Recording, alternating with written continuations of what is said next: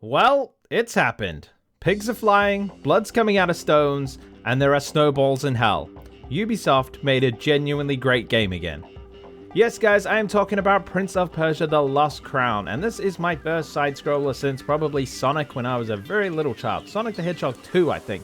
Let's start at the very beginning and just say it is fun. It's fun. It's not a game made to sell microtransactions. It's a game made to be fun, to sell the game because the game is a good game. I'm going to stop saying game now, okay? Well, probably not. I'll probably have to say it again. Anyways, guys, this is my initial thoughts on the game. I have played probably about 3/4 of the game now. I'd like to finish the game before doing a video like this, but I'm not going to have time to, so I have to do this now. So anyway, no script here, guys. I've just got a couple of notes. Let's go through them now. Let's start with the combat. The combat is snappy, it's fluid, it does exactly what you want it to do when you press the buttons. And that's just fantastic, honestly. There are so many games where the combat just falls flat or whatever, like it might have a great world or whatever, but the combat just feels rubbish, like it's clunky. But there is no clunk here whatsoever. Your character is fast, he does what you want, his swings are fast, and he does exactly what you say when you press the button. And it's just really, really fun. And there's actually a lot of depth to this combat. It might not seem like it at first, it might just seem like you press the button 3 times and that's a combo, but there's dashing, there's moves you can do from the air, you can hit enemies in the sky, you can push them sideways, you can do cool attacks with these abilities that you unlock later on, and there's a guy in like your sort of hub area that will teach you a lot of like advanced moves as well. So if you go and do that, I would definitely recommend doing that guy. He teaches you all the things that the game doesn't really tell you that you'd have to figure out on your own. And yeah, it's just really cool. And you get a bunch of crystals for it as well, so that's cool. I'm not the greatest at all these combos and things, but I am learning, and I'm doing so much more than I would have if I hadn't gone and learnt all those things.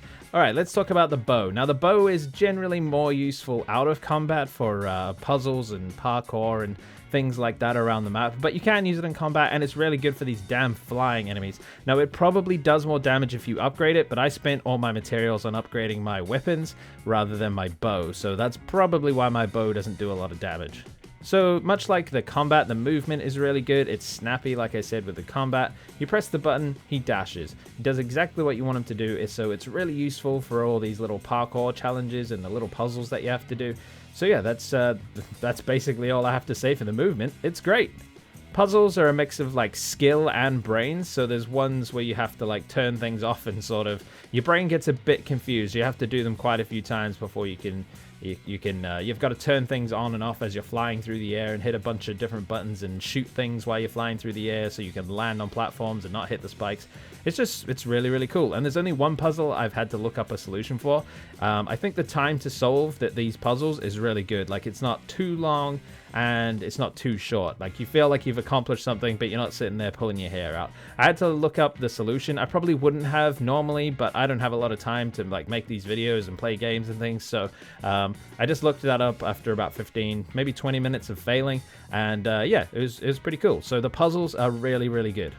So as you go through the game, you'll slowly unlock skills like a dash. I think you get a double jump eventually. I'm not entirely sure, but I haven't unlocked that yet. But you get like dashes and extra moves and like this ability where you can like leave like a shadow and then like zap back to it at a moment's notice. And yeah, it's just really, really cool.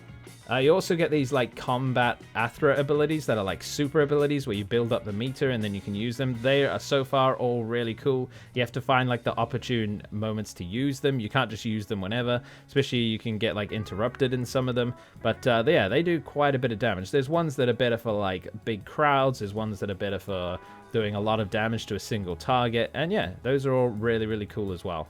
So I just want to talk about the art style. This is basically a beautiful game. It's just so beautiful. Look at it. I really like the art style that they've gone with here. The environments look cool that you're running through. The backgrounds all look great. The foreground and like all the little effects and everything. It's all really nice. And all like the finishing moves from the combat. Oh, I didn't even talk about that. There's parrying in the combat. I didn't even talk about that. So you can parry, which is cool. And then there's like super parries for these like yellow moves. And that's like an insta-kill on normal mobs and a lot of damage on the bosses. And yeah, they all have like these really cool like anime type animations. And you know what? They're just really awesome.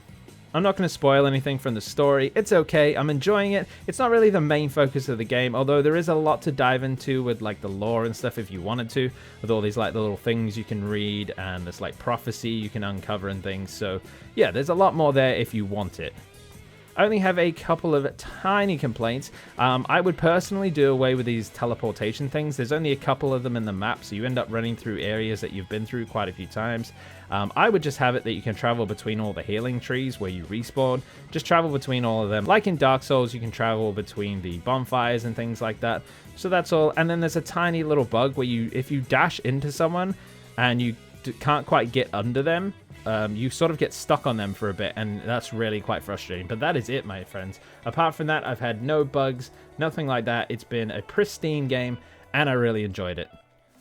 So that's my initial thoughts on Prince of Persia: The Lost Crown, guys. I hope you enjoyed the video. If you did, let me know. Let me know down in the comment section if you're enjoying the game or if you're going to pick it up on sale or anything like that. Thanks to my patron, Alex Applegate. Thank you for watching, and I'll see you in the next one. Sticks out.